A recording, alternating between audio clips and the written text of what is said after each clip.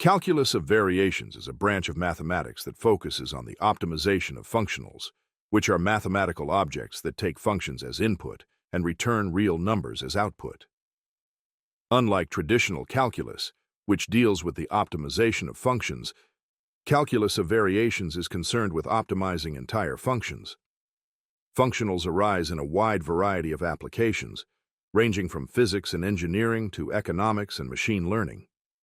In essence, this field allows us to solve problems where the goal is to either minimize or maximize an objective that depends on a function or a family of functions. A classical example of a problem in calculus of variations is the Brachistochrone problem, where the task is to find the shape of a curve that allows an object to travel between 2 points in the shortest time possible, given that the object is sliding without friction. The solution to this problem, derived by Johann Bernoulli in the 17th century, is the cycloid. The cycloid is the curve that minimizes the time for the particle to travel between 2 points, and it provides an early demonstration of the power of calculus of variations. In this example, the functional is the travel time, and our goal is to find the curve that minimizes this quantity. The calculus of variations deals with a particular type of problem, where we are often given a functional, and we are tasked with finding the function that optimizes this functional. A functional often comes in the form of an integral, which could represent quantities such as distance, energy, or cost. In the case of the Brachistochrone problem, the integral would represent the total time taken by the particle. The key challenge is to find the function that minimizes or maximizes this integral. To solve such problems, we rely heavily on the Euler-Lagrange equation, a fundamental equation in calculus of variations. The Euler-Lagrange equation provides a condition that any function must satisfy in order to extremize, minimize, or maximize the associated functional. The functional is usually of the form functional equals integral of some expression involving the function and its derivatives. The Euler-Lagrange equation is a necessary condition for finding the extremum of a functional. In simple terms, it provides us with the necessary equation that the optimal function must satisfy. The equation is derived by considering small changes to the function and ensuring that the functional is stationary, meaning its value doesn't change with small variations in the function. In the Brachistochrone problem, applying the Euler-Lagrange equation leads to the cycloid as the optimal solution. Once we derive the Euler-Lagrange equation for a given functional, we typically solve it to find the optimal function. This can often be a challenging task, as the solutions to these equations are not always easy to express in a simple form. However, the power of calculus of variations lies in its ability to handle complex optimization problems that involve functions rather than just numbers or vectors. A key concept in calculus of variations is the idea of constraints. In many real-world problems, the solution must satisfy certain conditions or limitations, such as physical constraints, resource constraints, or boundary conditions. For example, in optimal control theory, we are often tasked with finding the best control inputs for a system that must follow certain dynamic equations. The system's behavior is subject to constraints like maximum velocity, resource consumption, or safety limits. To deal with these constraints, we introduce the method of Lagrange multipliers.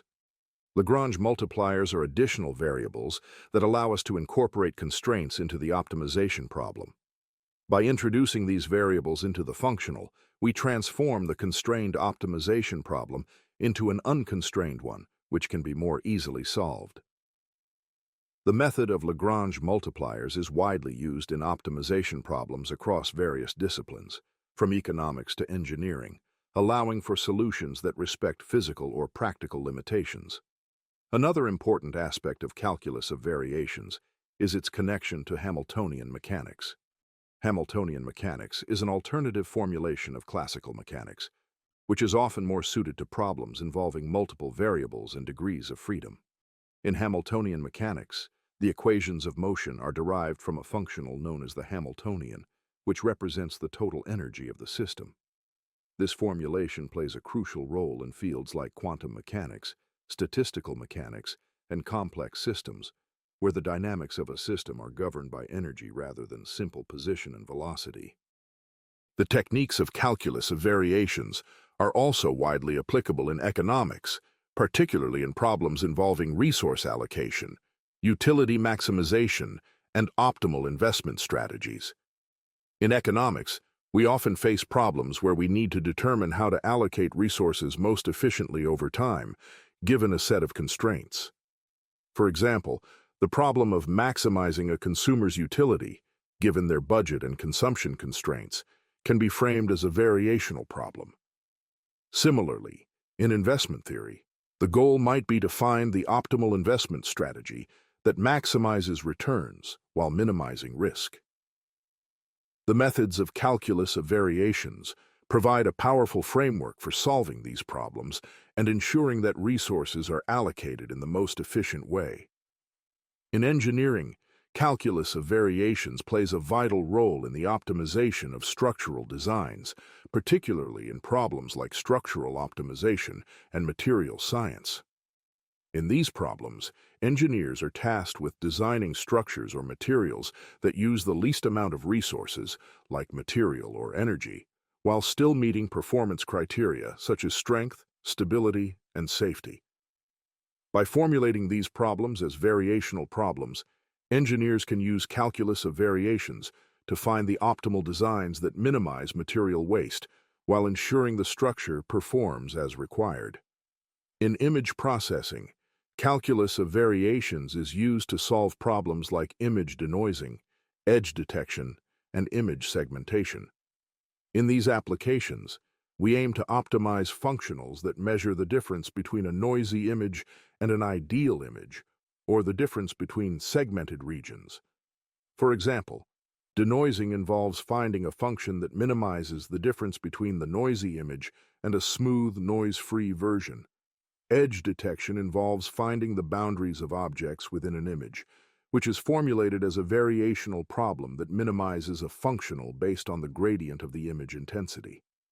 These techniques are widely used in computer vision, medical imaging, and other fields that involve image analysis. Optimal control theory, which is a key application of calculus of variations, involves determining the best control inputs for a dynamic system. This can include systems like airplanes, robots, or even economic models. In optimal control problems, the objective is to minimize a cost functional, such as fuel consumption or energy usage, while ensuring that the system's behavior follows a set of differential equations.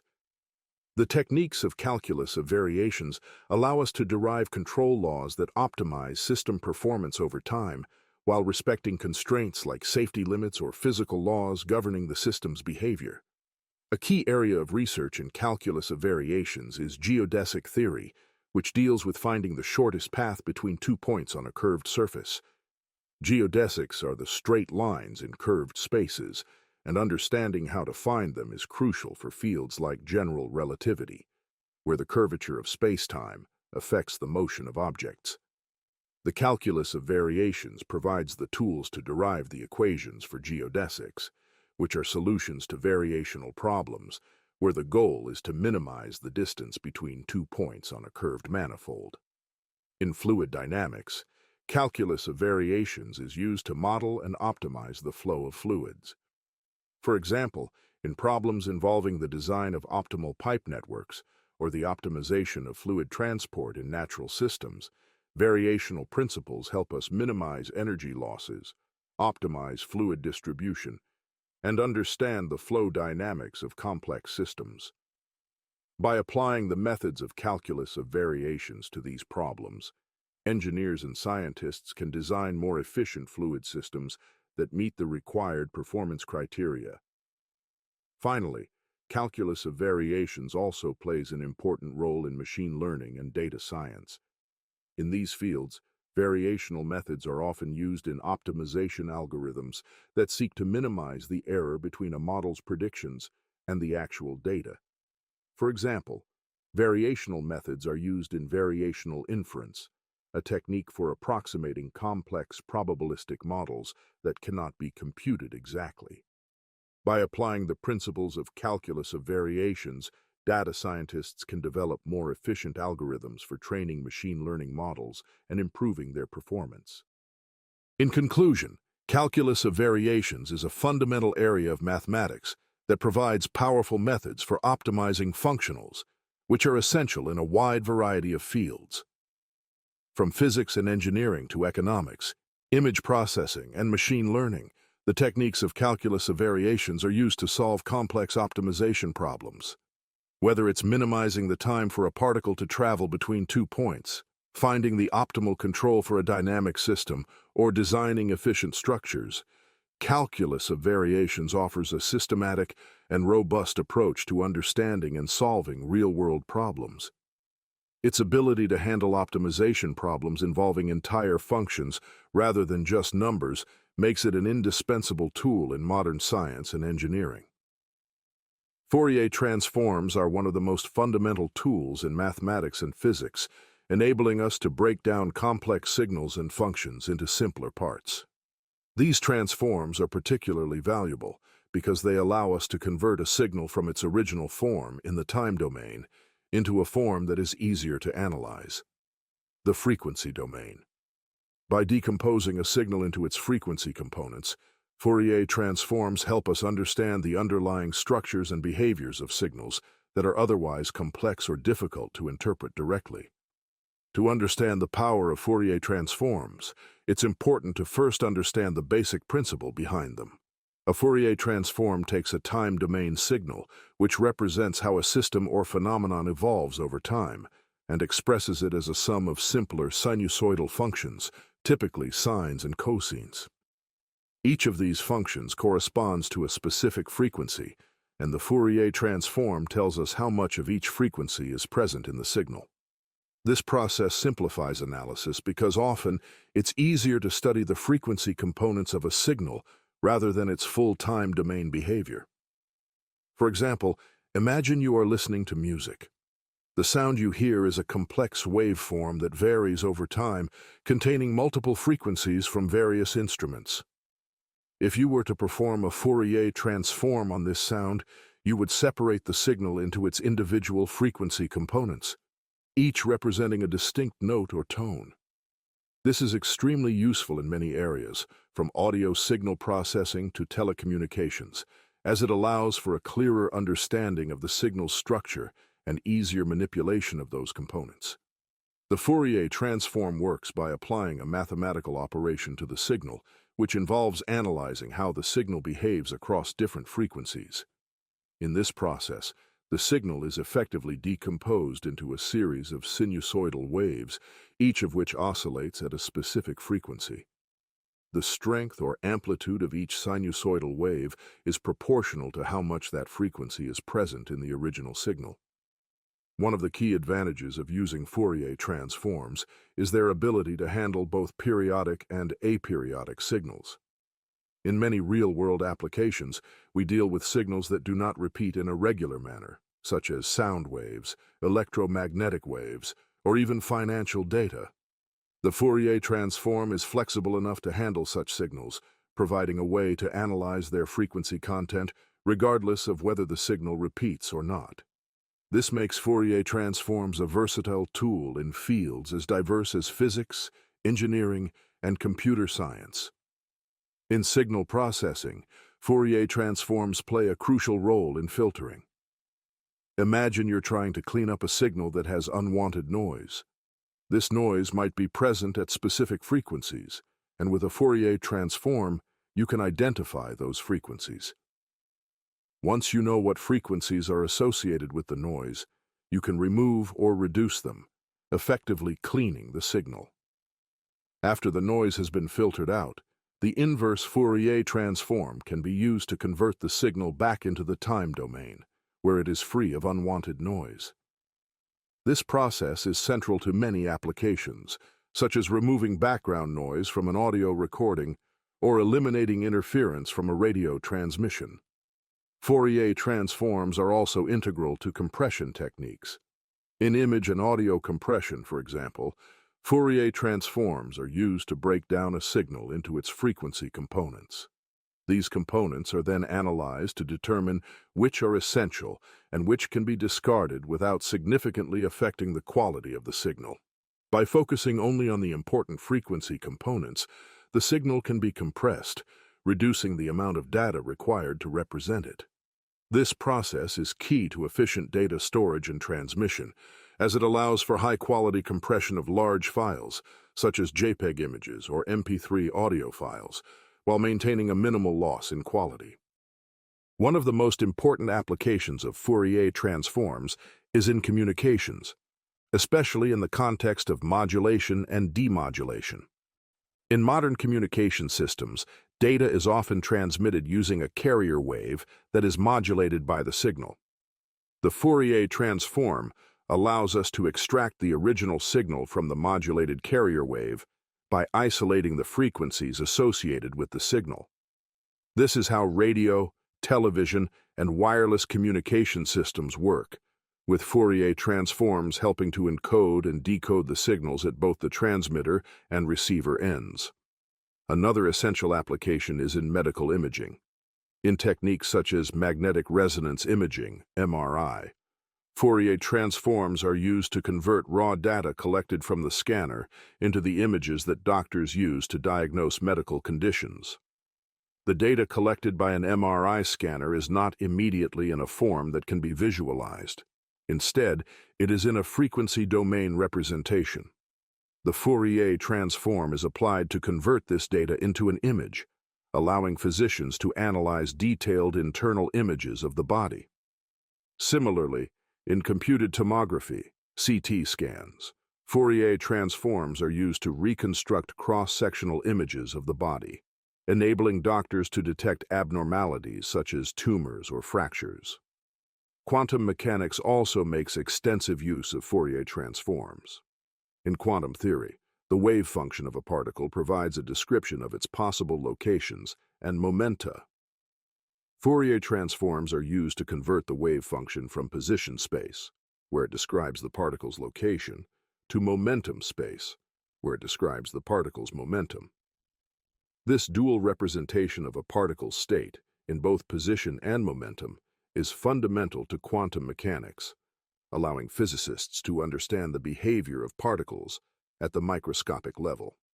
In vibration analysis, engineers use Fourier transforms to study the frequency components of vibrations in structures such as bridges, buildings, and machines. By analyzing the frequency spectrum of vibrations, engineers can identify potentially dangerous resonant frequencies, the frequencies at which a structure might vibrate most intensely. If a structure is exposed to these resonant frequencies, it could suffer catastrophic damage, as seen in cases of structural collapse. Fourier transforms help engineers detect these frequencies in advance, allowing them to take preventive measures to avoid such failures. For signal compression, Fourier transforms are crucial for reducing the size of data while preserving its quality. In audio and image compression, the signal is first transformed into the frequency domain, where it can be analyzed to determine which frequencies are most important and which can be discarded. By removing the less essential frequencies, the signal can be compressed, making it easier to store and transmit without taking up excessive resources. This technique is widely used in MP3 audio files, JPEG images, and video codecs, among others, where the goal is to reduce file sizes while maintaining high-quality representations of the original data. A related concept, the discrete Fourier transform, DFT, is used for analyzing signals that are discrete rather than continuous. Real-world signals are often captured at discrete intervals, such as when recording sound with a microphone or taking measurements with a sensor. The DFT takes these discrete signals and transforms them into the frequency domain, providing a similar analysis to that of the continuous Fourier transform. The fast Fourier transform, FFT, is an algorithm used to compute the DFT more efficiently, making Fourier analysis practical for real-time applications and large data sets. The inverse Fourier transform is a counterpart to the Fourier transform, allowing us to convert a signal from the frequency domain back into the time domain. This is important for practical applications, as it enables us to analyze and process signals in the frequency domain, and then reconstruct the original signal for further use. The inverse Fourier transform plays a central role in many applications, such as in digital signal processing, where signals are transformed, manipulated, and then transformed back for output. In conclusion, Fourier transforms are a powerful and versatile tool used across many fields to simplify the analysis and manipulation of signals. Whether you're dealing with sound, light, or even abstract mathematical functions, Fourier transforms enable us to break down complex signals into simpler, more manageable components. From signal processing to communications, medical imaging to quantum mechanics, Fourier transforms provide critical insight into the structure of signals, making them essential in both theoretical research and practical applications. By transforming signals into the frequency domain, we gain a deeper understanding of their characteristics, allowing for more efficient solutions to complex problems in science and engineering. Moving to the Riemann hypothesis. The Riemann hypothesis is one of the most famous unsolved problems in mathematics, central to understanding the distribution of prime numbers. Prime numbers are the building blocks of all natural numbers, and they have been studied for centuries. A prime number is a number greater than 1 that is divisible only by 1 and itself, such as 2, 3, 5, 7, and so on. Despite the fundamental importance of prime numbers, their distribution, how they appear along the number line, has been a significant challenge for mathematicians. The Riemann hypothesis offers a conjecture about the distribution of primes, framed in terms of a complex mathematical function known as the Riemann zeta function. The Riemann zeta function is a complex-valued function that depends on a complex number, where the complex number is represented as having a real part and an imaginary part.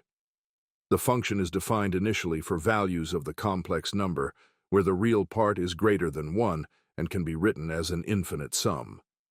Specifically, the zeta function is the sum of the reciprocals of all positive integers raised to the power of the complex number. In more formal terms, this means we sum terms such as 1 raised to a complex number, 2 raised to the same complex number, 3 raised to the complex number, and so on. This series converges when the real part of the complex number is greater than 1. However, the function can be extended beyond this region through a process called analytic continuation, allowing it to be evaluated for all complex numbers, even those where the real part is less than 1. The Riemann hypothesis concerns the non-trivial zeros of the Riemann zeta function. These zeros are the values of the complex number where the zeta function equals 0. The zeros of the function can be split into two categories: trivial zeros, which occur at negative even integers such as -2, -4, -6, and so on, and non-trivial zeros, which are located in a region of the complex plane known as the critical strip. The critical strip refers to the range of complex numbers where the real part of the complex number is between 0 and 1. The Riemann hypothesis specifically posits that all non-trivial zeros of the Riemann zeta function lie on the line in the complex plane where the real part of the complex number is exactly 1/2. In other words, the hypothesis suggests that for every non-trivial zero, the real part of the complex number is 1/2, while the imaginary part can vary. The significance of the Riemann hypothesis lies in its deep connection to the distribution of prime numbers. The prime number theorem provides an approximation for how primes are distributed among natural numbers. It states that the number of primes less than or equal to a given number tends to be approximately equal to the given number divided by the natural logarithm of that number. While the prime number theorem gives a good approximation, it does not fully capture the intricate spacing between primes. This is where the Riemann hypothesis comes into play. If the hypothesis is true, It would allow mathematicians to refine our understanding of how primes are spaced, offering a much clearer picture of their distribution. The connection between the Riemann zeta function and prime numbers comes through the explicit formulas in analytic number theory. These formulas express the distribution of primes in terms of the zeros of the Riemann zeta function.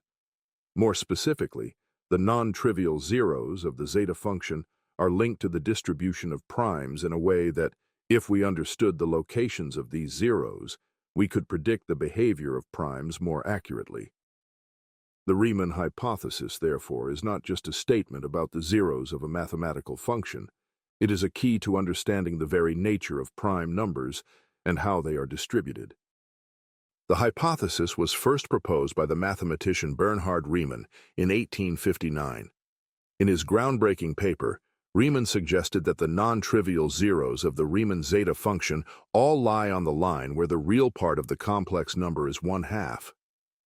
This insight marked the beginning of a new era in number theory. However, despite over 150 years of effort from mathematicians, no one has been able to prove the hypothesis. The conjecture remains one of the most important open questions in mathematics. One of the reasons the Riemann hypothesis is so difficult to prove is that it involves the study of a complex function that cannot be easily analyzed using elementary methods. The Riemann zeta function is not a simple polynomial or rational function. It is an intricate object that requires sophisticated techniques from complex analysis, a branch of mathematics that deals with functions of complex numbers. The challenge lies in understanding the behavior of the zeta function in the critical strip, where the real part of the complex number is between 0 and 1. Over the years, many mathematicians have made progress by assuming that the Riemann hypothesis is true. In fact, under this assumption, several important results have been proven. For example, the prime number theorem was rigorously proven in the 19th century, building on the assumption that the Riemann hypothesis holds. This theorem provides an approximation for the number of primes less than a given number. Additionally, results like Selberg's formula, which gives a more precise estimate of the number of primes up to a given number, also rely on the assumption that the Riemann hypothesis is true. The Riemann hypothesis has also led to the development of new branches of mathematics, such as analytic number theory. This field applies methods from complex analysis to study the properties of integers and their distribution.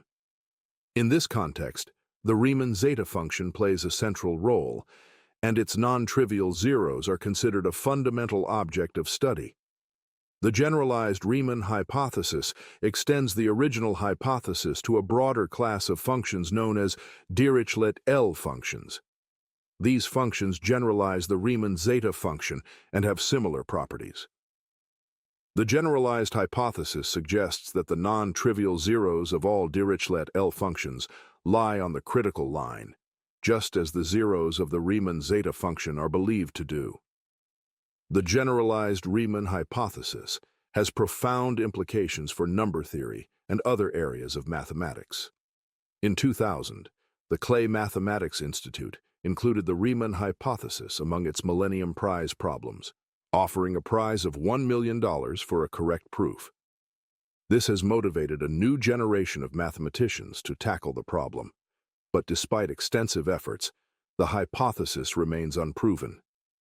It continues to be a central focus of research in mathematics, and its eventual resolution, whether through proof or disproof, will mark a monumental achievement.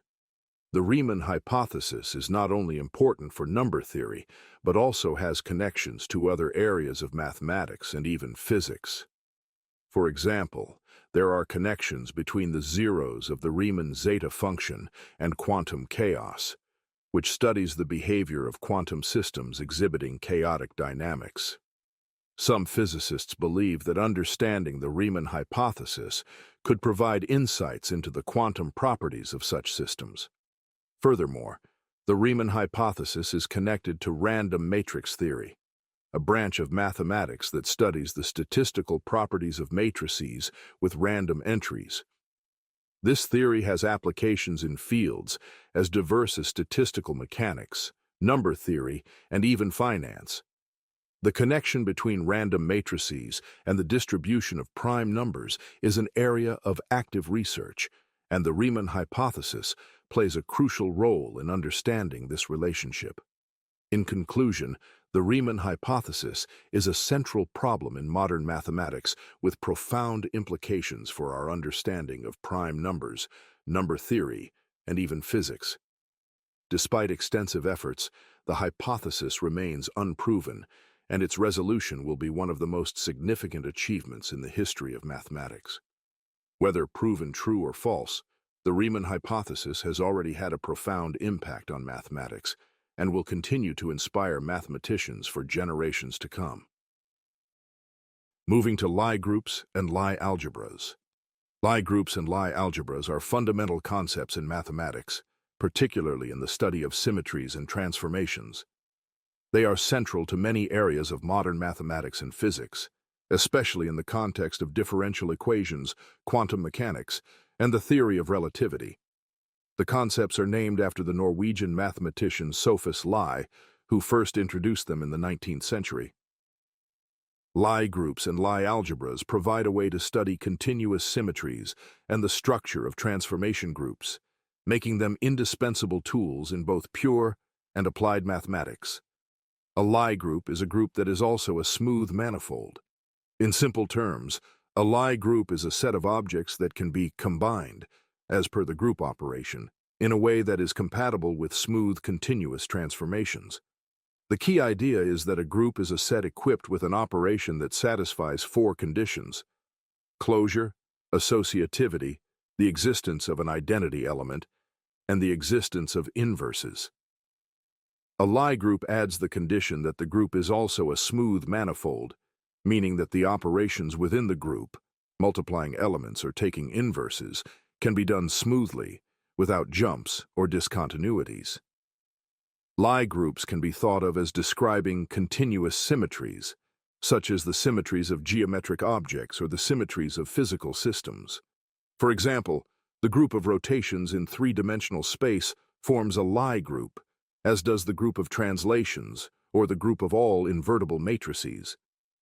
The continuous nature of Lie groups makes them very useful for describing phenomena in which symmetry plays a crucial role, such as in the rotation of objects, the transformation of coordinates, or the behavior of systems in physics. Lie groups can be classified into different types based on their structure and properties. One of the most important classifications is into compact and non-compact Lie groups. A compact Lie group is a Lie group that is closed and bounded, which roughly means it has a finite size in some sense. The group of rotations in three-dimensional space is an example of a compact Lie group. On the other hand, non-compact Lie groups have infinite size and can represent more complex symmetries, such as the group of transformations that preserve certain types of space-time structures in physics. Lie groups are often represented by matrices, as many important Lie groups can be thought of as groups of matrices that satisfy specific properties. For example, the special orthogonal group, which describes rotations in three-dimensional space, can be represented by orthogonal matrices with determinant equal to 1. Similarly, the general linear group, which describes all invertible matrices, is another important Lie group. These matrix representations are extremely useful because they allow us to use algebraic techniques to study the properties of Lie groups, which would otherwise be difficult to handle directly. To understand Lie groups more deeply, it is essential to consider their associated objects, Lie algebras. A Lie algebra is a mathematical structure that encodes the infinitesimal aspects of a Lie group. In other words, while a Lie group deals with continuous symmetries and transformations, a Lie algebra focuses on the local, infinitesimal behavior of these transformations. More precisely, a Lie algebra is a vector space equipped with a binary operation called the Lie bracket, which satisfies certain conditions that reflect the algebraic structure of the Lie group. The Lie bracket is a bilinear operation that takes two elements of the Lie algebra and produces another element similar to how vector addition works in a vector space. The Lie bracket satisfies two main properties. It is antisymmetric, meaning that swapping the order of the elements changes the sign of the result, and it satisfies the Jacobi identity, a specific relationship that ensures the Lie algebra behaves like a linear approximation of the Lie group. The Lie algebra of a Lie group captures the local behavior of the group near the identity element. In other words, the Lie algebra describes how the elements of the group behave when they are close to the identity element, which acts as a reference point for all transformations. This is crucial because many important properties of the Lie group can be studied by analyzing its Lie algebra, and conversely, the structure of a Lie group can often be understood through its associated Lie algebra. One of the most important examples of a Lie algebra is the algebra of matrices. For instance, the Lie algebra of the special orthogonal group, which describes rotations, is the set of skew-symmetric matrices, while the Lie algebra of the general linear group is the set of all square matrices. These matrix Lie algebras provide a powerful framework for studying the properties of Lie groups, and much of the theory of Lie groups and Lie algebras is built around the study of these matrix representations. The relationship between a Lie group and its Lie algebra is deeply intertwined. There is a concept known as the exponential map, which is a way of relating elements of a Lie algebra to elements of a Lie group. The exponential map takes a Lie algebra element and produces a corresponding group element, thus linking the local behavior of the Lie algebra to the global behavior of the Lie group. This map is fundamental in understanding how the Lie algebra encodes the structure of the Lie group and how the group elements can be constructed from the algebra. Lie algebras can be classified into different types based on their properties. One common classification is into simple, semi-simple, and solvable Lie algebras. A simple Lie algebra is one that cannot be broken down into smaller components, while a semi-simple Lie algebra is a direct sum of simple Lie algebras. A solvable Lie algebra is one in which repeated application of the Lie bracket eventually results in the zero element. These classifications have important implications for the structure and representation theory of Lie algebras and Lie groups. The study of Lie groups and Lie algebras has far-reaching applications in mathematics and physics. In mathematics, Lie groups and Lie algebras are used to study continuous symmetries and transformations in areas such as geometry, topology, and representation theory. In physics, they play a central role in the study of symmetries in quantum mechanics, relativity, and particle physics. For example, the symmetries of elementary particles, such as the symmetries of the electromagnetic force or the strong force, are described by Lie groups and Lie algebras. The standard model of particle physics, which describes the fundamental particles and their interactions, is built on the mathematics of Lie groups. One of the most profound connections between Lie groups and physics is found in the study of gauge theories. Gauge theories describe how fundamental forces in nature are mediated by particles, and these theories rely heavily on the structure of Lie groups and Lie algebras.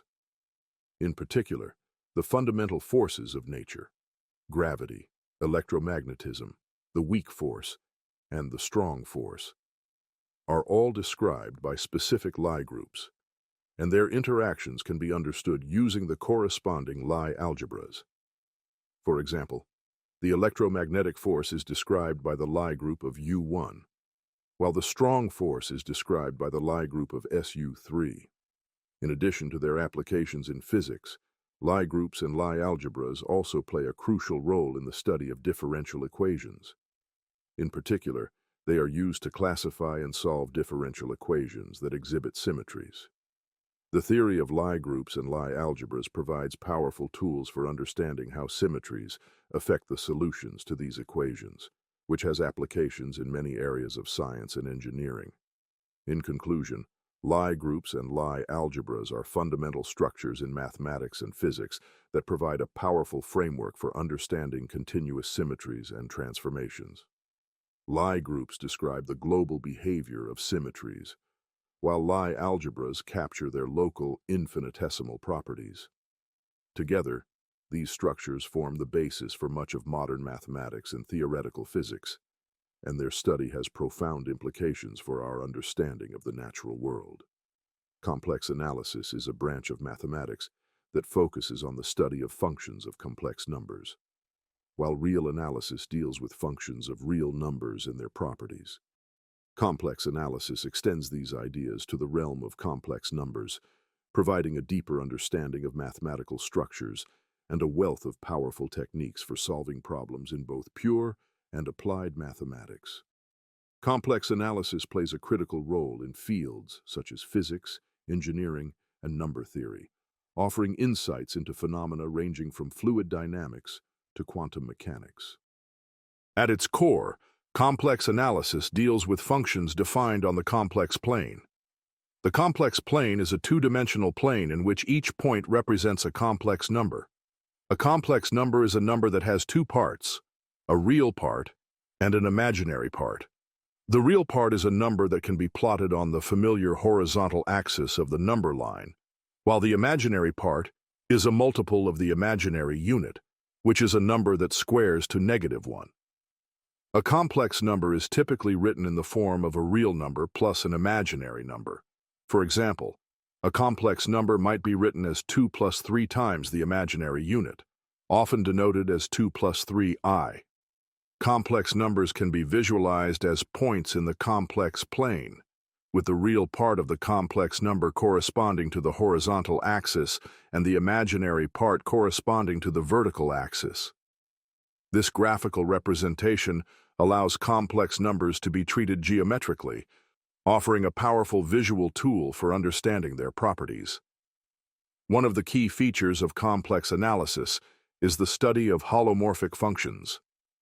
A function of a complex variable is said to be holomorphic if it is differentiable at every point in its domain. This is the complex analog of the real differentiable functions in real analysis, but in the case of complex analysis, the condition of differentiability is much stronger. In real analysis, a function can be differentiable in the sense that its derivative exists at a point, but complex differentiability imposes more stringent conditions. For a function to be differentiable in the complex plane, it must satisfy the Cauchy-Riemann equations. These are two conditions that relate the real and imaginary parts of a complex function. Essentially, the Cauchy-Riemann equations ensure that the function behaves in a way that is consistent with the properties of complex numbers, making it smooth and well-behaved in the complex plane. Functions that satisfy these equations are called analytic functions, and they have many remarkable properties, such as being infinitely differentiable and expressible as a power series. One of the most important results in complex analysis is Cauchy's integral theorem, which states that if a function is holomorphic, and thus analytic, within and on a simple closed contour in the complex plane, then the integral of the function along that contour is 0. This theorem has powerful implications for the study of integrals of complex functions, allowing mathematicians to simplify and evaluate integrals that might otherwise seem difficult or impossible to compute. A direct consequence of Cauchy's integral theorem is Cauchy's integral formula, which gives a way to compute the value of a function inside a contour in terms of its values on the boundary. This formula is essential for calculating values of analytic functions and has wide applications in physics and engineering.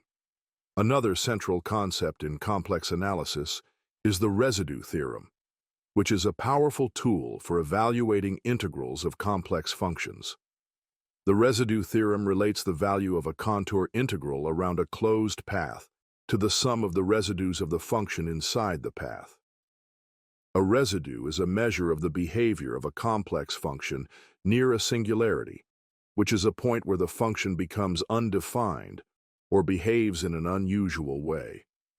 The residue theorem allows mathematicians to compute integrals that would otherwise be difficult to evaluate, particularly in cases where the integrand has singularities. This result is widely used in physics, especially in quantum mechanics, where integrals over complex functions often arise in the study of wave functions and other phenomena. The concept of singularities is important in complex analysis. Singularities are points where a complex function does not behave nicely, often becoming infinite or undefined.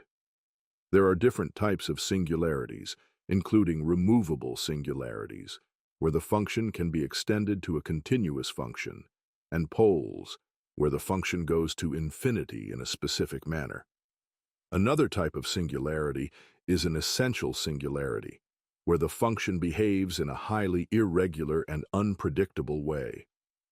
Understanding the nature of singularities and classifying them is a key part of complex analysis and has implications for solving differential equations and studying the behavior of complex functions. Complex integration is a key technique in complex analysis that involves integrating functions over paths or curves in the complex plane. Unlike real integration, where the path of integration is restricted to the real number line, complex integration allows for integration over any path in the complex plane. This technique can be used to compute integrals that have applications in various fields, such as fluid dynamics, electromagnetism, and control theory. One of the central challenges in complex integration is dealing with the behavior of functions near singularities and ensuring that the integrals are well defined. Complex analysis also provides tools for series expansions, which express complex functions as infinite sums of terms. The most famous of these expansions is the Laurent series, which is used to represent functions that have singularities, and the Taylor series, which represents functions that are analytic at a given point. These series expansions are invaluable in both theoretical and applied mathematics, providing a way to approximate complex functions near points where they are difficult to evaluate directly. Another powerful concept in complex analysis is conformal mapping, which is the study of transformations that preserve angles. A conformal map is a function that preserves the local structure of shapes, meaning that it maintains the angles between intersecting curves. Conformal maps are particularly useful in solving problems in fluid dynamics, where they can be used to transform complex flow regions into simpler ones, making it easier to find solutions to problems involving the flow of fluids. In this context, complex analysis provides a way to solve partial differential equations that arise in fluid mechanics, electrostatics, and heat conduction. Complex analysis also plays a critical role in solving partial differential equations. Many partial differential equations in physics, especially those that arise in heat conduction, wave propagation, and quantum mechanics, can be transformed into simpler forms by using the techniques of complex analysis.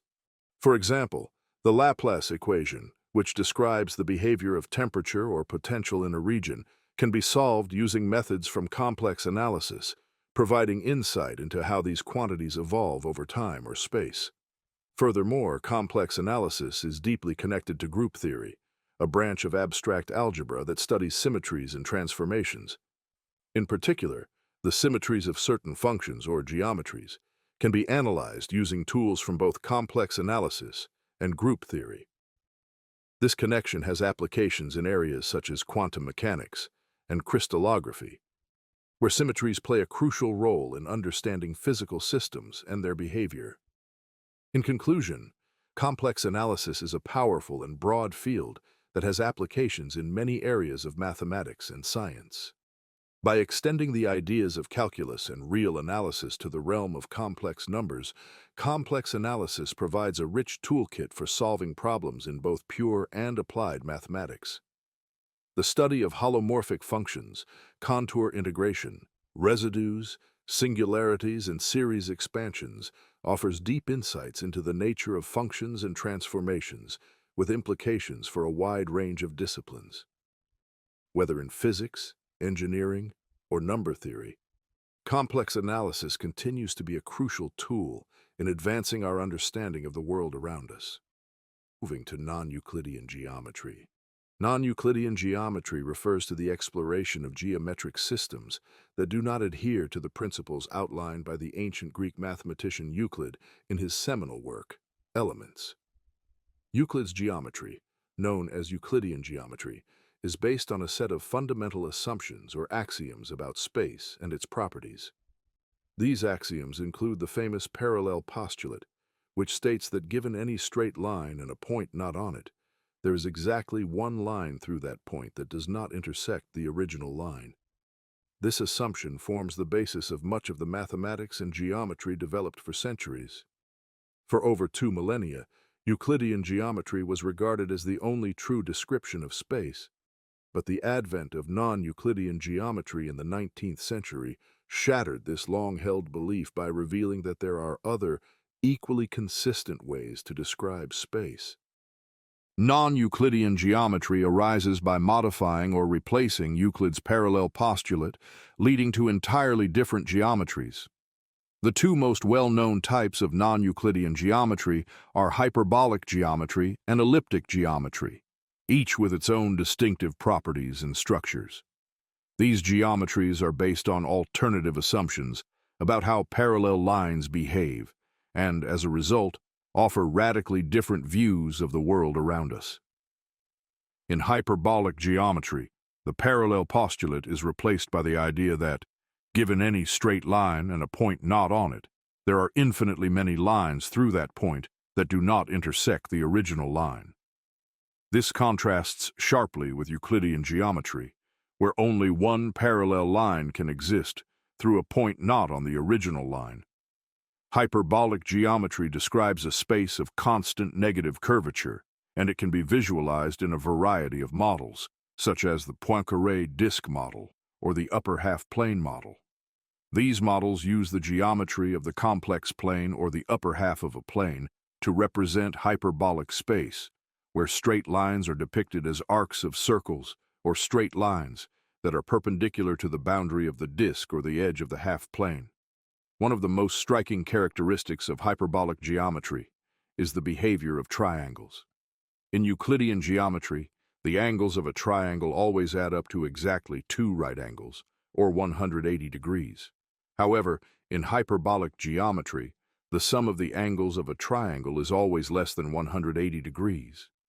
This phenomenon occurs because the space itself is curved, and the angles of geometric objects are influenced by the curvature of the space in which they exist. Moreover, the concepts of distance and area in hyperbolic geometry are also altered by this curvature, leading to a very different understanding of how objects grow or shrink in size. As the space curves, the distances between points increase much more rapidly than in Euclidean space. The hyperbolic plane offers a fascinating environment in which geometry behaves differently from what we experience in our everyday lives. For instance, the shortest path between 2 points in Euclidean geometry is always a straight line, but in hyperbolic geometry, the shortest path is often a curve. This idea is counterintuitive, and it is only through the study of hyperbolic geometry that we can truly understand the nature of curved spaces. Hyperbolic geometry also leads to different outcomes in areas like trigonometry, where the rules for computing distances and angles are modified in ways that reflect the space's negative curvature. On the other hand, elliptic geometry arises from the assumption that no parallel lines exist. In elliptic geometry, given a straight line and a point not on it, all lines through the point eventually intersect the original line. This geometry describes spaces of constant positive curvature, such as the surface of a sphere. In this case, there are no parallel lines, and the concept of distance behaves in fundamentally different ways compared to Euclidean geometry.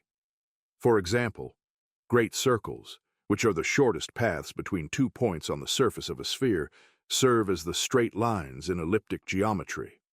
On a sphere, the angles of a triangle always add up to more than 180 degrees, which is a direct consequence of the positive curvature of the space. For instance, if you were to draw a triangle on the surface of the Earth using lines of longitude and latitude, the sum of the angles would exceed 180 degrees. Elliptic geometry is often visualized using the sphere model, where geometric objects like points and lines are represented on the surface of a sphere. This model shows how the basic concepts of geometry, such as points, lines, and angles, behave differently when the surface is curved. On a spherical surface, every point can be reached by traveling along a curved line, the Great Circle. And there are no parallel lines because all lines eventually intersect. This creates a geometry that is vastly different from Euclidean space and leads to fascinating properties and challenges in geometric reasoning. One of the most profound impacts of non-Euclidean geometry was its revolutionizing effect on our understanding of space itself. Euclidean geometry assumes that space is flat and infinite, but non-Euclidean geometries like hyperbolic and elliptic geometry suggest that space can be curved. This insight into the curvature of space was central to the development of Einstein's theory of general relativity in the early 20th century. In this theory, space-time is treated as a four-dimensional continuum that can be curved by the presence of mass and energy. The realization that space is not flat but curved in the manner described by non-Euclidean geometry was a major breakthrough in physics, changing the way we understand gravity and the structure of the universe. In this context, hyperbolic geometry plays a crucial role in modeling the curvature of space-time, especially in the vicinity of massive objects like stars and black holes. In addition to its influence on physics, non-Euclidean geometry has important implications for mathematics as a whole. The discovery of hyperbolic and elliptic geometries in the 19th century challenged the long-standing belief that Euclidean geometry was the only valid form of geometry. Mathematicians like Nikolai Lobachevsky, Janos Bolyai, and Carl Friedrich Gauss independently developed the theory of non-Euclidean geometry, and their work laid the foundation for much of modern mathematics. The development of non-Euclidean geometry opened up new avenues for mathematical exploration, particularly in the fields of topology and differential geometry, which deal with the properties of spaces that are preserved under continuous deformations, like stretching or bending. In topology, for example, the distinction between Euclidean and non-Euclidean geometries becomes less important because topology focuses on properties that remain unchanged, regardless of the curvature of the space. In this sense, non-Euclidean geometry has contributed to a broader understanding of space and its intrinsic properties, regardless of whether the space is flat, curved, or otherwise distorted. The study of manifolds, which are spaces that locally resemble Euclidean space but may have different global properties, has been deeply influenced by the insights gained from non-Euclidean geometry. Moreover, non-Euclidean geometry has practical applications in a variety of fields, from astronomy and cosmology to computer graphics and navigation. For example, in astronomy, the understanding of the curvature of spacetime is crucial for interpreting the behavior of light and gravity around massive objects like stars, black holes, and galaxies. In computer graphics, non-Euclidean geometries are used to model complex shapes and simulate the appearance of objects in curved spaces. Additionally, in navigation and geodesy, the principles of non-Euclidean geometry are essential for accurately calculating distances and routes on the Earth's surface, which is a curved, spherical object. In conclusion, non-Euclidean geometry has profoundly expanded our understanding of space and geometry. By replacing Euclid's parallel postulate with alternatives, mathematicians were able to develop entirely new systems of geometry that describe spaces with different curvatures. These geometries, namely hyperbolic and elliptic geometry, have reshaped our views on the structure of space with far-reaching implications for fields like physics, mathematics, and engineering. The discovery of non-Euclidean geometry not only challenged traditional ideas, but also led to the development of powerful new tools for understanding the universe. Whether describing the curvature of spacetime or navigating the surface of the Earth, non-Euclidean geometry continues to be a vital part of our understanding of the world around us. Moving to differential geometry. A fundamental building block of differential geometry is the tangent space, which describes the directions in which one can move from a particular point on a curve or surface. This space is defined as the set of all possible directions that a curve can pass through that point. It is essentially a linear approximation of the curve or surface in the vicinity of the point. The tangent vector to a curve, for example, describes the direction in which the curve is moving at a particular point, and it can be used to define the rate of change of quantities along the curve.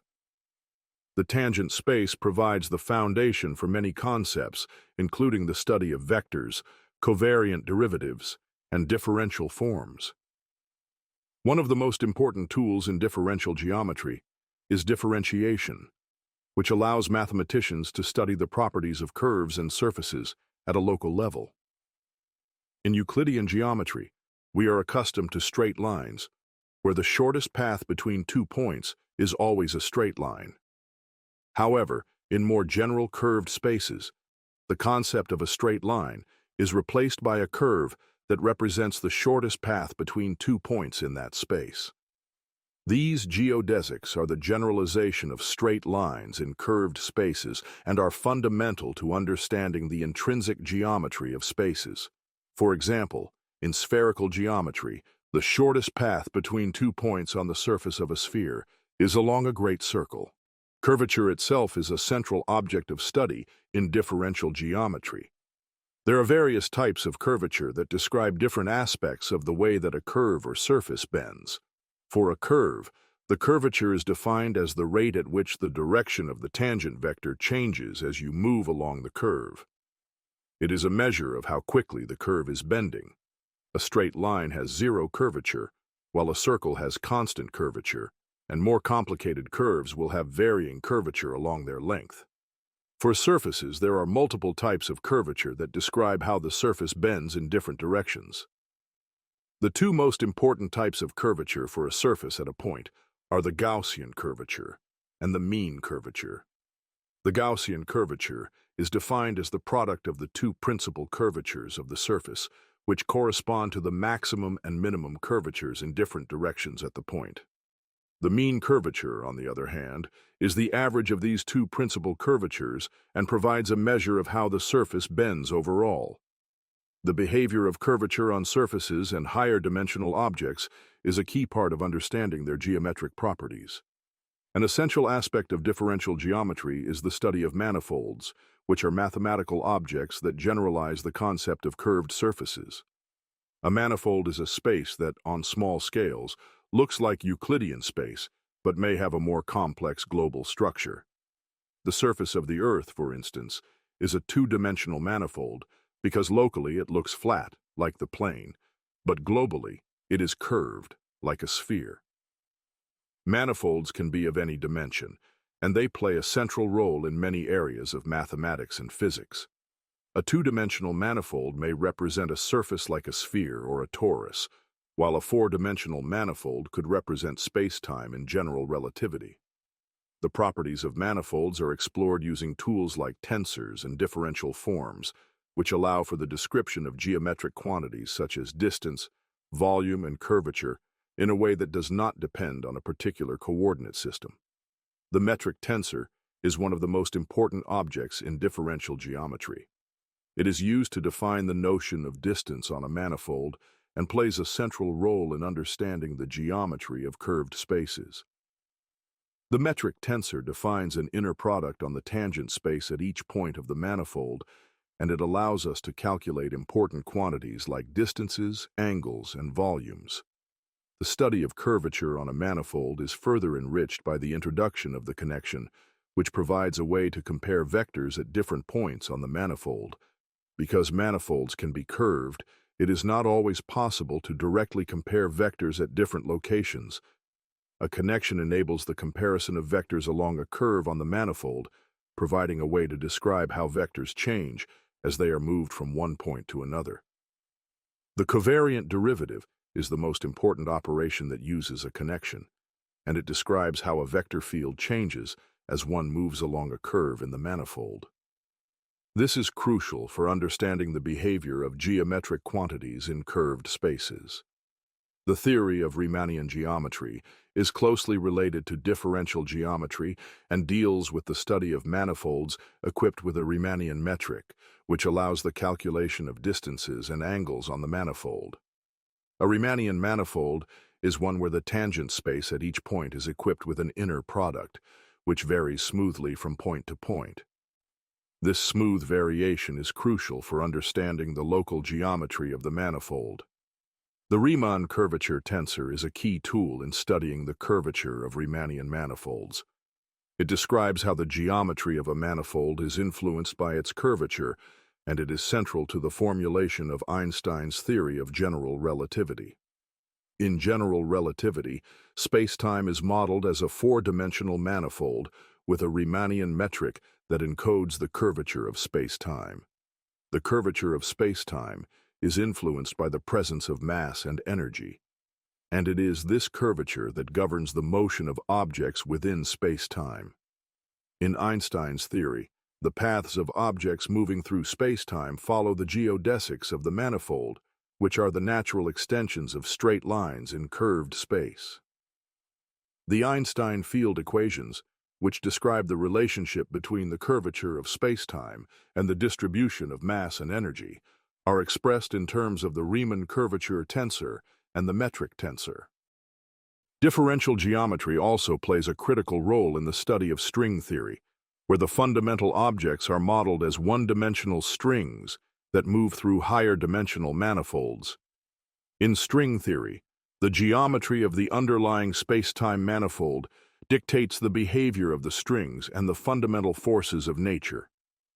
The study of Calabi-Yau manifolds, which are special types of manifolds that arise in string theory, is a key area of research in both mathematics and physics. These manifolds have properties that allow for the compactification of extra dimensions, which is a crucial aspect of string theory. In the field of computer graphics, differential geometry is used to model and manipulate curves and surfaces.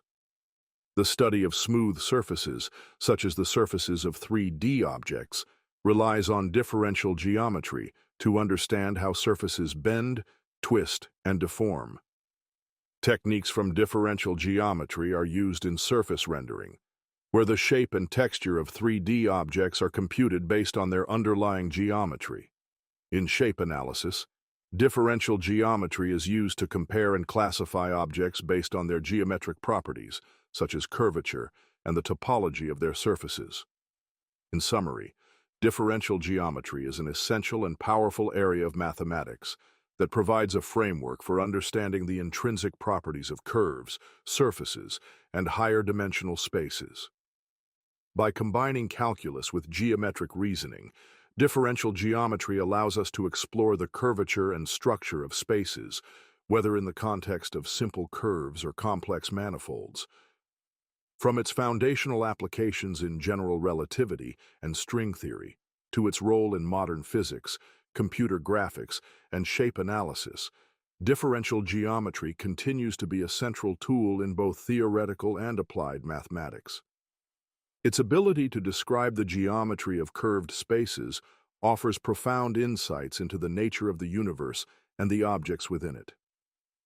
Moving to topology. Topology is a branch of mathematics that focuses on the properties of space that are preserved under continuous deformations, such as stretching, shrinking, or bending, but not tearing or gluing. Unlike geometry, which concerns itself with the precise measurements of angles, lengths, and distances, topology is more concerned with the abstract properties of spaces. In topology, objects that can be smoothly transformed into each other without cutting or gluing are considered the same. This is why topology is often referred to as rubber sheet geometry, because you can stretch or distort objects like a piece of rubber without changing their essential characteristics. The central concept in topology is the topological space, which is a set of points, along with a set of rules that define which subsets of those points can be considered open. An open set is one that, roughly speaking, does not include its boundary.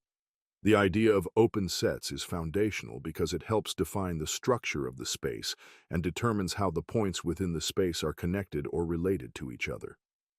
Topological spaces generalize many familiar concepts, such as Euclidean spaces, surfaces, and other geometric objects, by focusing only on the structure of neighborhood relationships and connectivity. A key concept in topology is the idea of continuity. A function between two topological spaces is said to be continuous if, roughly speaking, small changes in the input lead to small changes in the output. More formally, a function is continuous if the preimage of every open set is also open. This idea of continuity is analogous to the idea of smoothness in calculus, but it is more general as it does not require the function to be differentiable or have a specific form. This idea of continuity can be applied to functions that transform one space into another, helping to classify spaces based on their topological properties. One of the most important ideas in topology is the concept of homeomorphism.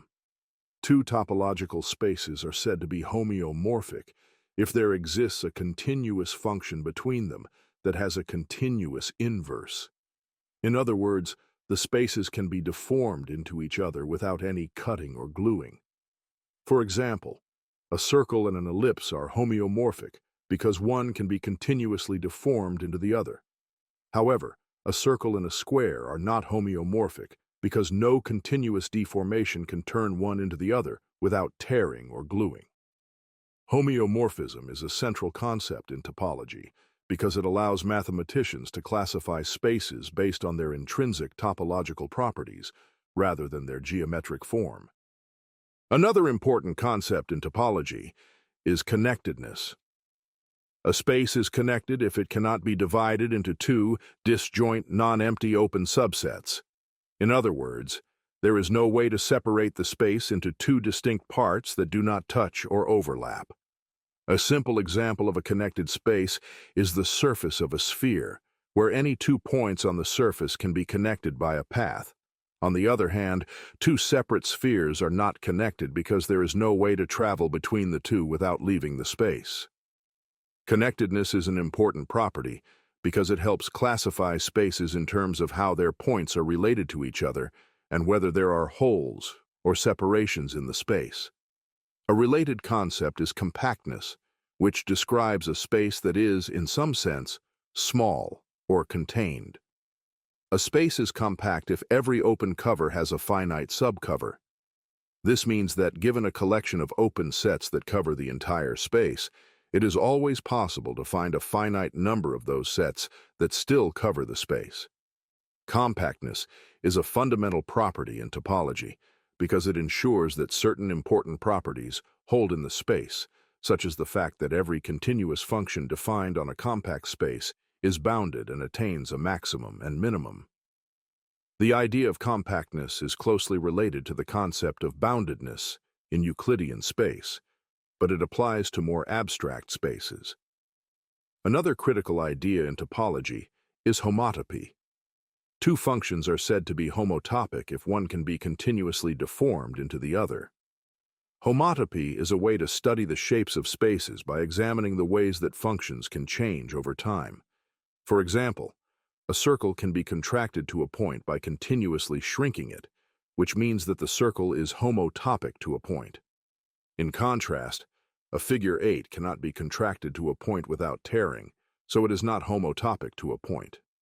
Homotopy provides a tool for classifying spaces based on their topological properties, and it plays a central role in the study of algebraic topology, where the focus is on the study of spaces using algebraic tools. Algebraic topology is a branch of topology that uses algebraic methods to study topological spaces. One of the most important concepts in algebraic topology is the fundamental group. The fundamental group is a way of classifying loops in a space based on how they can be deformed or contracted. It captures information about the holes in a space and the ways that paths can be looped around those holes. For example, in a space that has a single hole, such as a donut, the fundamental group describes the different ways that loops can wind around the hole. Algebraic topology also studies other important invariants such as homology and cohomology, which provide information about the structure of spaces at a more global level. Another key area of topology is the study of manifolds. A manifold is a space that locally resembles Euclidean space but may have a more complicated global structure. Manifolds can be of any dimension, from simple one-dimensional curves to higher dimensional spaces that are difficult to visualize. The study of manifolds is a central topic in both geometry and topology, as they provide the foundation for much of modern mathematics and physics. Manifolds can be classified by their topological properties, such as whether they are connected, compact, or orientable. For example, the surface of a sphere is a two-dimensional manifold, while space-time in general relativity is a four-dimensional manifold. A fundamental question in topology is how to classify different types of spaces. Topologists classify spaces based on their topological invariants, which are properties that are preserved under homeomorphisms. These invariants include concepts such as the Euler characteristic, which describes the shape of a surface, and the Betti numbers, which describe the number of independent holes in a space. The classification of surfaces is a classical problem in topology, and it is often based on understanding how surfaces can be built by attaching simple pieces, such as disks or cylinders, together. In point-set topology, the focus is on the properties of topological spaces that can be defined in terms of open sets, such as continuity, convergence, and compactness. In contrast, algebraic topology focuses on the use of algebraic tools to study the structure of spaces. Both areas of topology are interconnected and provide different perspectives on the same underlying concepts. Topology has numerous applications in many areas of mathematics and science. In mathematical physics, topology plays a key role in understanding the properties of spacetime and the shape of the universe. In quantum field theory, the concept of topological invariance is used to describe the global properties of field configurations. In computer science, topology is used in areas such as data analysis, where topological methods are applied to study the structure of high-dimensional data sets. The study of knot theory, a branch of topology that deals with the classification of knots and links, has applications in biology, chemistry, and physics, where the study of DNA and molecules often involves topological considerations. In conclusion, topology is a fundamental branch of mathematics that studies the intrinsic properties of space. Unlike geometry, which deals with precise measurements, topology focuses on the properties that remain unchanged under continuous deformations. By abstracting away the details of distance and measurement, topology allows mathematicians to classify spaces in terms of their connectivity, continuity, and overall structure. Its applications span a wide range of fields, from physics to computer science, and its fundamental ideas continue to shape our understanding of the geometric and topological properties of the universe. Moving to stochastic process. A stochastic process is a mathematical object used to model systems or phenomena that evolve over time in a way that is not deterministic, but instead involves some inherent randomness. In simple terms, a stochastic process is a collection of random variables indexed by time, or another parameter. These processes are used extensively in fields such as physics, economics, finance, biology, and engineering, to model systems that exhibit random behavior over time, like stock prices, weather patterns, or the spread of diseases. The defining feature of a stochastic process is that its evolution is governed by chance. Unlike deterministic processes, where the future behavior of a system can be precisely predicted given its current state, stochastic processes involve uncertainty. The randomness can arise in a variety of ways, and a stochastic process is often described by the probabilities of different outcomes at any given time. Stochastic processes provide a powerful framework for understanding phenomena where outcomes are uncertain and dependent on random influences. In a discrete time stochastic process, the random variables are indexed by discrete time steps. For example, the value of the process at time 1, time 2, etc. might represent the number of customers in a queue at each point in time. The key property is that time is assumed to advance in distinct, separate intervals. A well-known example of a discrete time stochastic process is the Markov chain. In a continuous time stochastic process, the random variables are indexed by continuous time, meaning that time progresses without any discrete steps. These processes are often used to model phenomena where events can happen at any point in time, like the position of a particle undergoing Brownian motion. One of the key examples of continuous time stochastic processes is Poisson processes. One of the most fundamental classes of stochastic processes is the Markov process, named after the Russian mathematician Andrei Markov. A stochastic process is said to be a Markov process if it has the Markov property, which states that the future state of the process depends only on its present state, not on the history of how it arrived there. This is often referred to as memorylessness. Mathematically, this means that for any set of states, the probability of transitioning from one state to another depends solely on the current state and not on the sequence of events that preceded it. Markov chains are a popular and well-studied example of Markov processes. A Markov chain consists of a sequence of random variables where the state at each step depends only on the state at the previous step. The states of a Markov chain can be represented by a set of possible values, and the transitions between these states are governed by probabilities known as transition probabilities.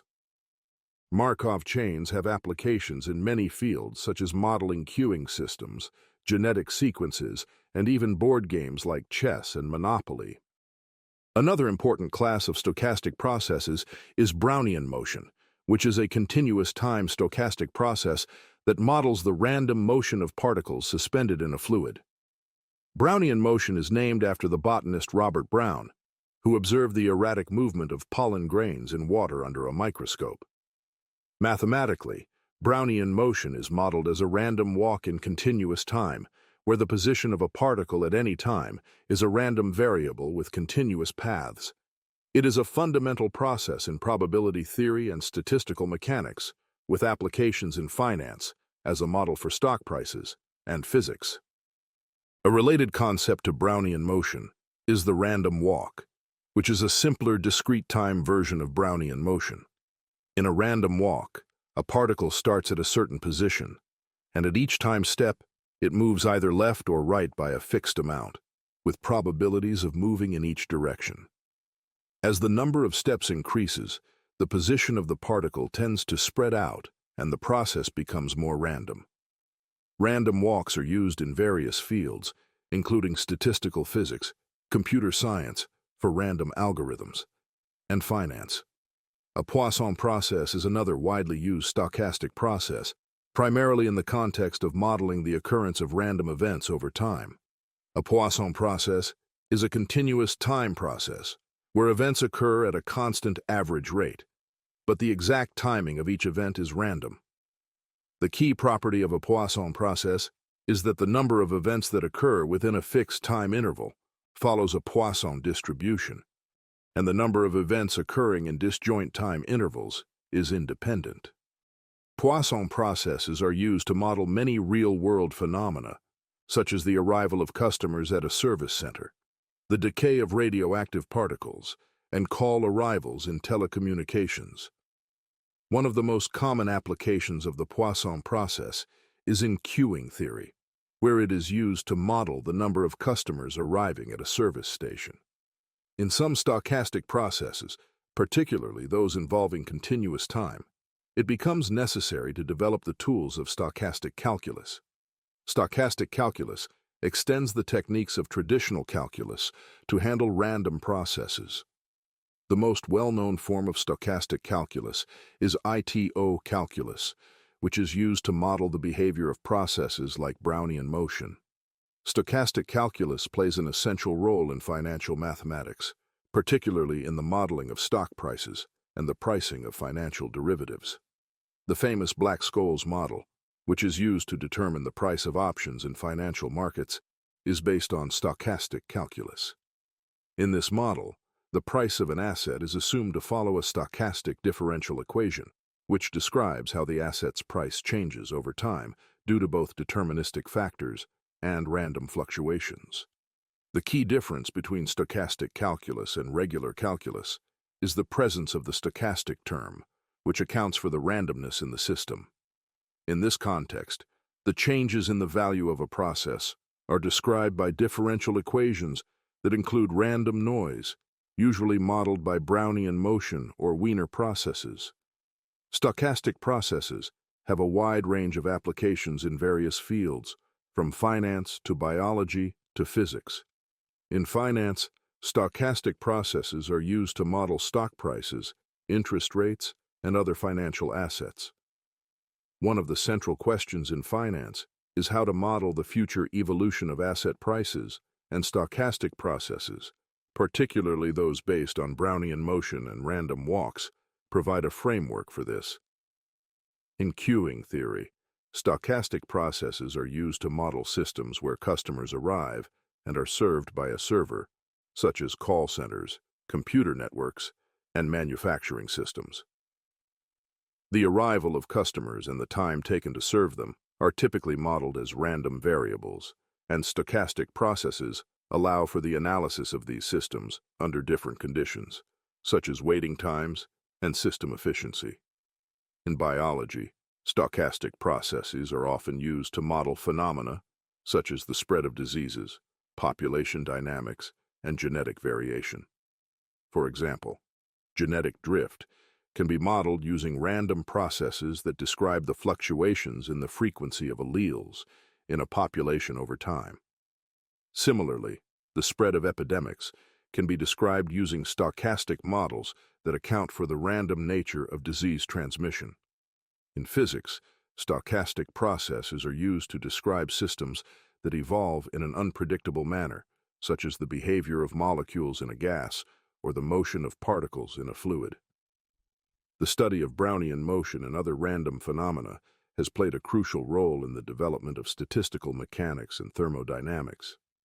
Stochastic processes are a vital part of modern mathematics, providing a framework to model and understand systems influenced by random variables.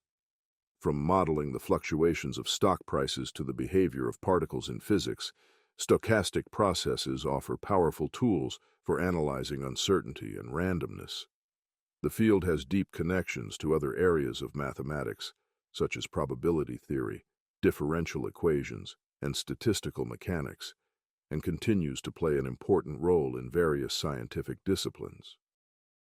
By understanding the fundamental concepts of stochastic processes, mathematicians and scientists can make predictions and gain insights into the behavior of complex systems subject to uncertainty. Moving to spectral theory.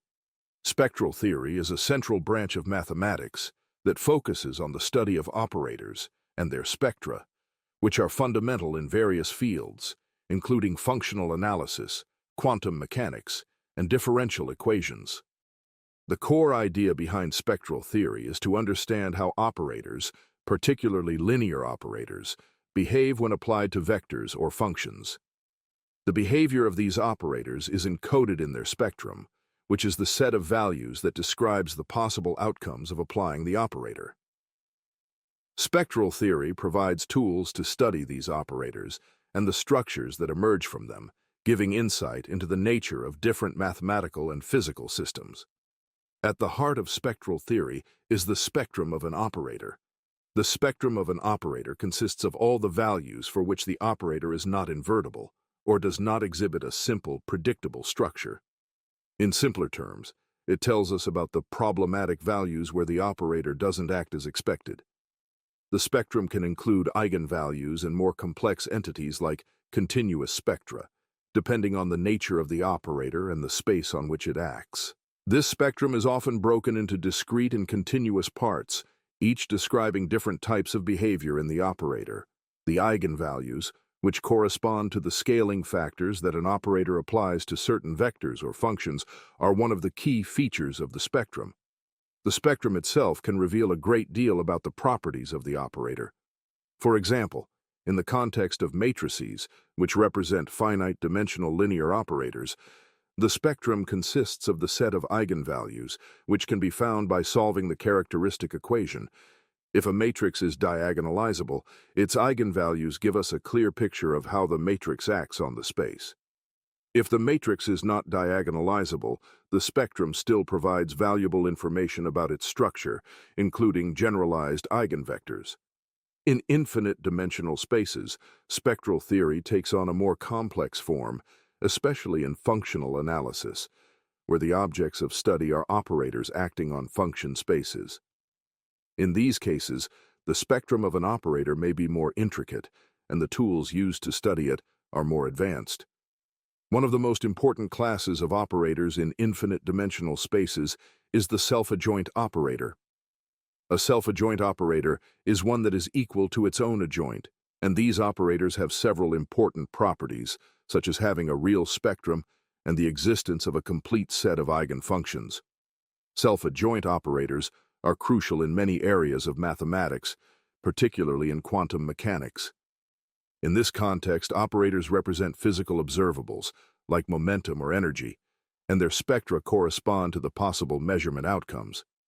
For instance, the Hamiltonian operator in quantum mechanics, which represents the total energy of a system, has a spectrum that reflects the allowed energy levels of the system. The eigenvalues of this operator correspond to the possible energy levels, while the eigenfunctions represent the states of the system. The spectral theorem is one of the key results in spectral theory, providing a way to decompose self-adjoint operators into simpler components. The spectral theorem allows operators to be expressed in terms of their eigenvalues and eigenfunctions, which simplifies the analysis of the operator's behavior. This decomposition is not only mathematically elegant, but also practical, as it allows one to solve problems more easily by reducing them to simpler problems involving these components. For instance, in the study of differential equations, operators like the Laplacian, which describes the behavior of functions under smooth deformations, can be analyzed using spectral theory. The Laplacian's spectrum tells us about the different modes of vibration of a system, which is particularly useful in physics. In this context, the Laplacian's eigenvalues correspond to the frequencies of vibration, and the corresponding eigenfunctions describe the shapes of the vibrating system. This decomposition of the operator allows us to solve complex partial differential equations by considering the contributions of each mode separately. In quantum mechanics, the spectral theory of operators is used to study the energy states of quantum systems. The Hamiltonian operator, which represents the total energy of a system, has a spectrum that corresponds to the possible energy levels of the system. The eigenfunctions of this operator describe the possible states in which the system can exist, and the corresponding eigenvalues are the energy levels associated with those states.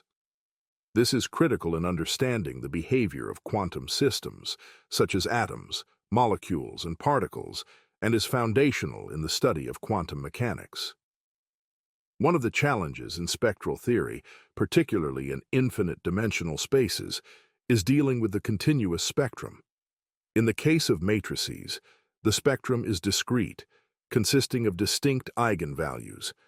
However, in infinite-dimensional spaces, the spectrum may not be discrete and can involve continuous values. The continuous spectrum can correspond to situations where the operator does not have eigenvalues, but still exhibits important spectral properties.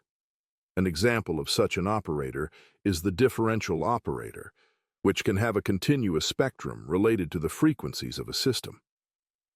The study of continuous spectra involves advanced techniques from functional analysis and the theory of unbounded operators. Another significant application of spectral theory is in signal processing. In this context, The Fourier transform, which is a mathematical tool that decomposes a signal into its frequency components, relies heavily on spectral theory. The Fourier transform takes a time-domain signal and expresses it in terms of its frequency components. Spectral theory provides the theoretical underpinnings of this transformation, allowing us to understand how different signals behave in the frequency domain. The spectrum of a signal, obtained through the Fourier transform, tells us about the frequencies that make up the signal and how they contribute to its overall shape. This is a powerful tool in areas such as audio processing, image analysis, and communication systems. Moreover, spectral theory plays a critical role in the study of dynamical systems. In many cases, the long-term behavior of a dynamical system is determined by the spectrum of the corresponding operator. For example, in the study of solutions to differential equations, the stability of the system can be understood by examining the spectrum of the operator that governs the system. If the operator has eigenvalues with positive real parts, the system tends to grow unstable over time. On the other hand, if the eigenvalues have negative real parts, the system is stable and will decay to a steady state. Spectral theory thus provides a means to analyze the stability and asymptotic behavior of dynamical systems, making it an essential tool in both mathematics and applied science. In addition to its applications in quantum mechanics, partial differential equations, and signal processing, spectral theory is also used in the study of heat diffusion, wave propagation, and fluid dynamics. For example, the heat equation, which describes the distribution of temperature in a given space over time, can be analyzed using the spectral properties of the Laplacian operator. The solutions to the heat equation can be expressed in terms of the eigenfunctions of the Laplacian, with each eigenfunction corresponding to a different mode of heat flow. Similarly, wave equations, which describe the propagation of waves, can be analyzed using the spectral decomposition of the differential operators involved. In summary, spectral theory is a powerful mathematical framework that allows us to study the behavior of operators by examining their spectra. Whether in the context of matrices in finite-dimensional spaces or more complex operators in infinite-dimensional spaces, spectral theory provides essential insights into the properties of systems governed by linear operators. Its applications span many fields, including quantum mechanics, signal processing, differential equations, and dynamical systems, making it a fundamental tool in both pure and applied mathematics. By understanding the spectrum of an operator, we can gain a deeper understanding of the underlying system and solve complex problems more effectively. Moving to Galois theory. Galois theory is a deeply influential and powerful area of mathematics that explores the solvability of polynomial equations through the lens of field extensions and symmetry. Developed by the French mathematician Évariste Galois in the early 19th century, the theory ties together field theory and group theory, providing a structured way to examine the roots of polynomial equations and how those roots are related to one another. At its core, Galois theory revolves around the concept of the Galois group, which encapsulates the symmetries of the roots of a polynomial and the transformations that preserve these symmetries. The most basic idea in Galois theory is that a polynomial equation can often be viewed through the structure of its roots and the field over which those roots are defined. A field is essentially a set of numbers where you can perform operations like addition, subtraction, multiplication, and division without leaving the set. For example, the field of real numbers is a familiar field, while the field of complex numbers is a field extension of the real numbers. When we solve polynomial equations, we often work with field extensions to find the roots of equations that cannot be solved in the base field. A field extension is a larger field that contains the base field and adds new elements that are necessary to solve certain polynomial equations. The key to understanding Galois theory lies in examining the Galois group of a polynomial. The Galois group is the group of automorphisms of a field extension that fix the base field. An automorphism is a function that maps elements of a field to other elements of the same field in a way that preserves the field structure.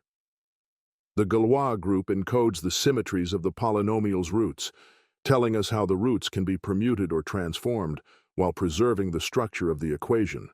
These symmetries are crucial for understanding whether the polynomial can be solved by radicals, essentially whether its solutions can be expressed using basic arithmetic operations and root extractions. The solvability of a polynomial equation is determined by the structure of its Galois group.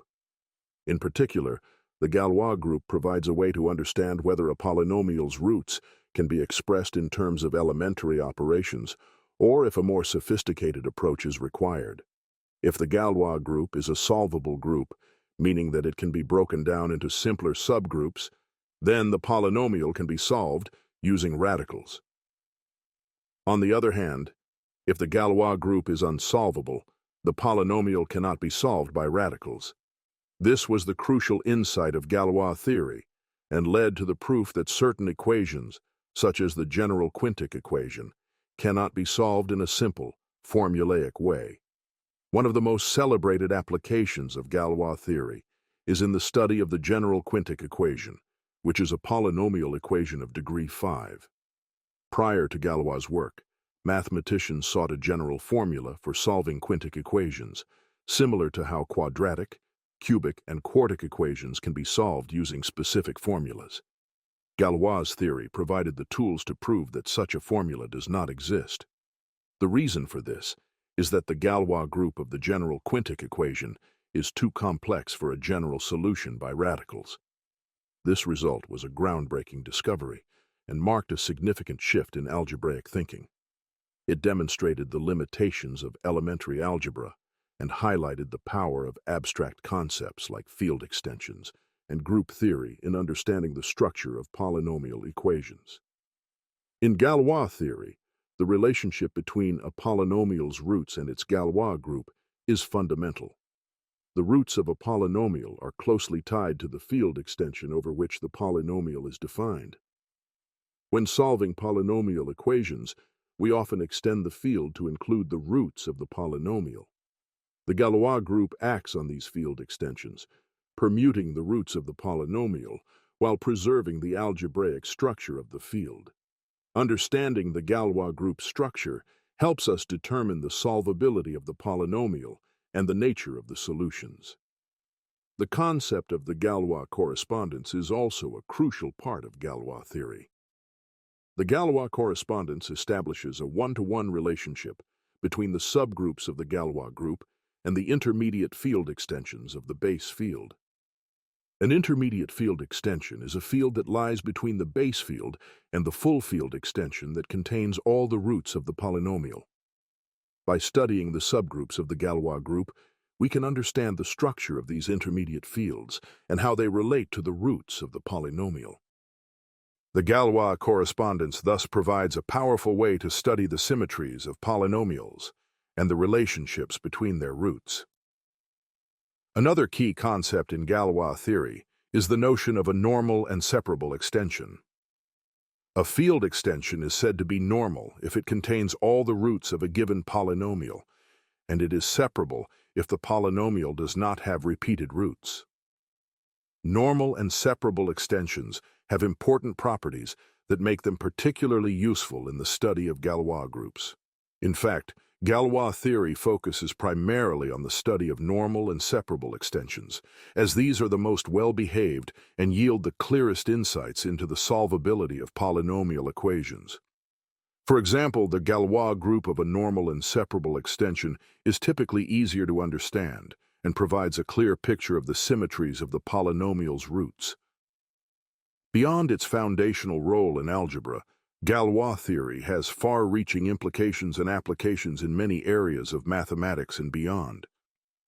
In algebraic number theory, Galois theory provides a means of studying the symmetries of algebraic numbers, which are the roots of polynomial equations with integer coefficients.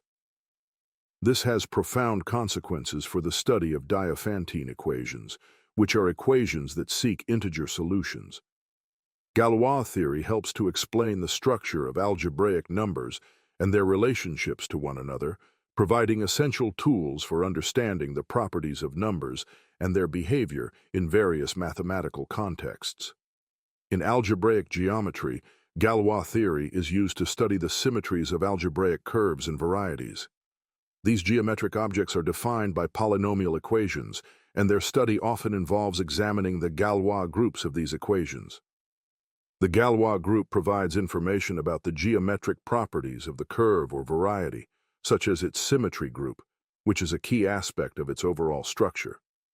This connection between algebra and geometry makes Galois theory an essential tool in modern algebraic geometry. In addition to its applications in pure mathematics, Galois theory has important connections to modern cryptography. The field of finite fields, which is closely related to Galois theory, is used in many cryptographic algorithms, including the RSA algorithm and elliptic curve cryptography.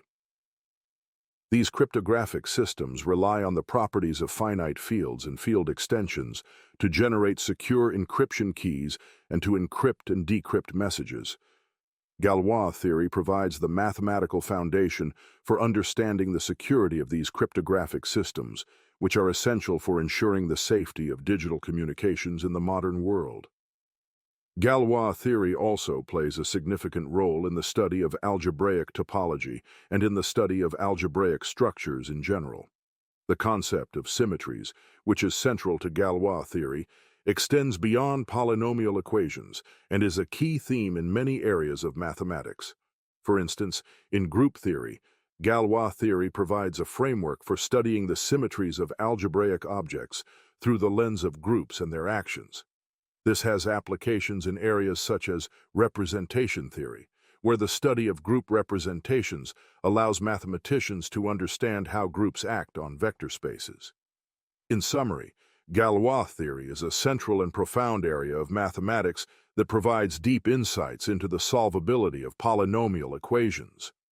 By examining the Galois group of a polynomial and understanding the symmetries of its roots, Galois theory allows mathematicians to determine whether a polynomial can be solved by radicals and to explore the structure of field extensions.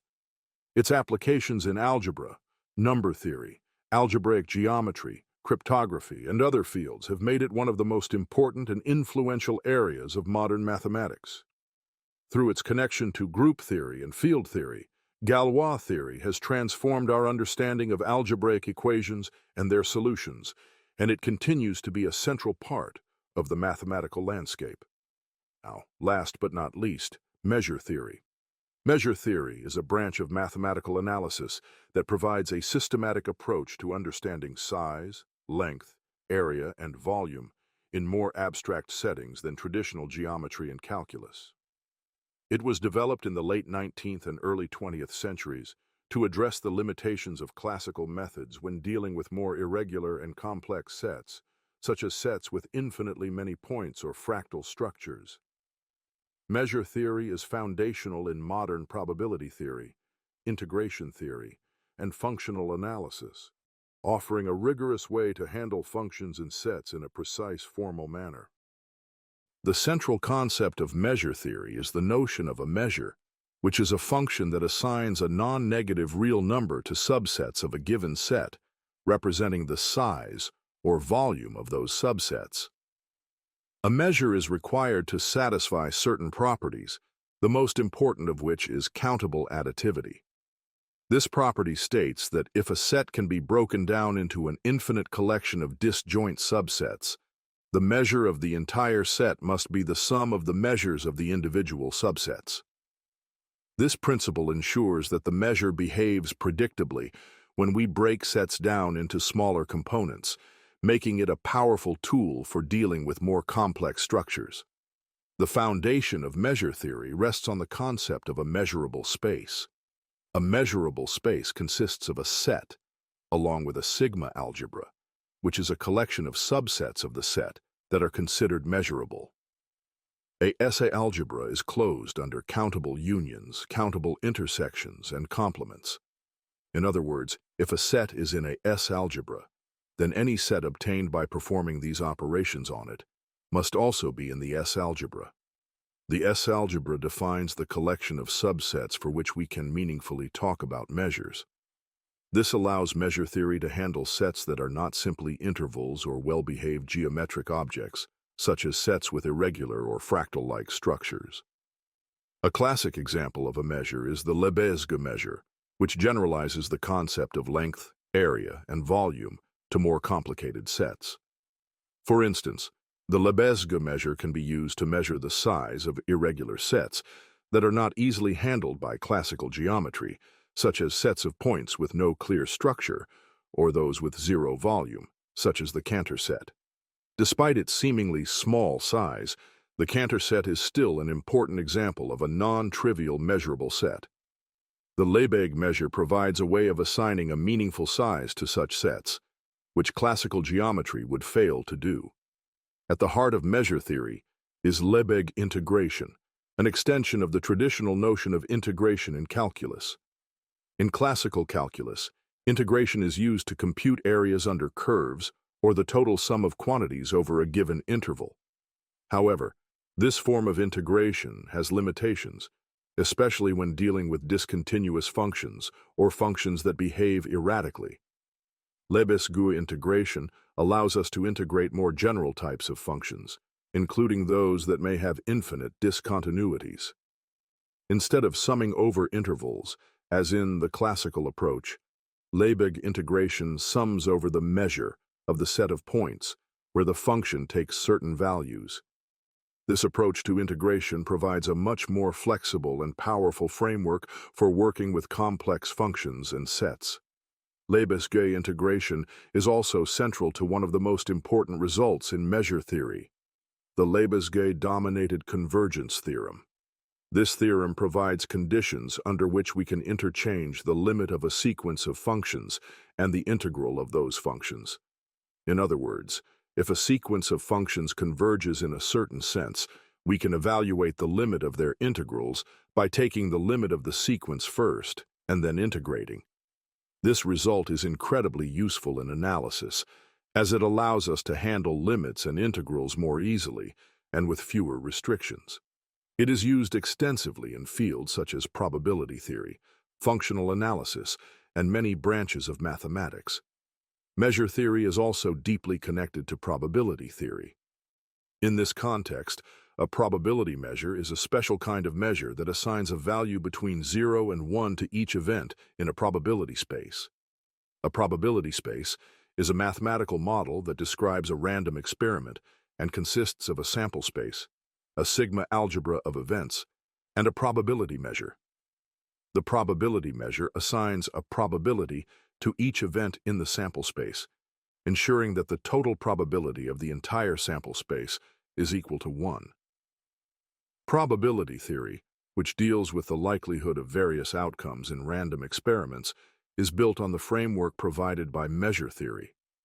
The S-algebra in probability theory defines the collection of events for which probabilities can be assigned, and the measure provides a way to calculate the probability of these events.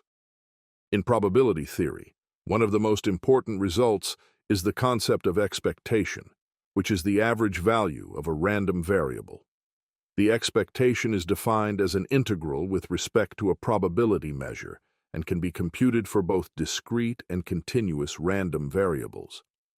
The ability to compute expectations using Lebesgue integration makes it possible to handle a wide range of probability distributions, including those with continuous outcomes, such as the normal distribution, or more irregular distributions, such as those used in Bayesian statistics.